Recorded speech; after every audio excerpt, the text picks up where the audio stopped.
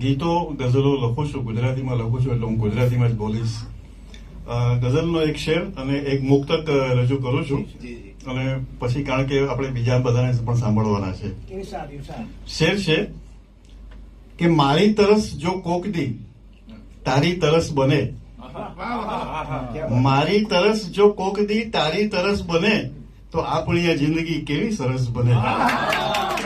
મારી તરસ જો કોક દી તારી તરસ બને. અને એક 4 પંક્તિનું મુક્તક કે જગના જુલ્મોના પડદામાં શરમાવું પણ પડશે, જગના જુલ્મોના પડદામાં શરમાવું પણ પડશે, પ્રેમ મિલનની ભ્રમણાઓમાં ભરમાવું પણ પડશે.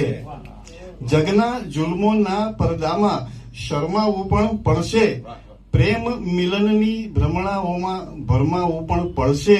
બાગ બગીચાના નિયમો છે, ઈચ્છા હો કે ના હો, ફૂલ બનીને ખીલ્યા છો તો કરમાવું પણ પડશે, ફૂલ બનીને ખીલ્યા છો તો કરમાવું પણ પડશે. ખૂબ ખૂબ આભાર. અને એક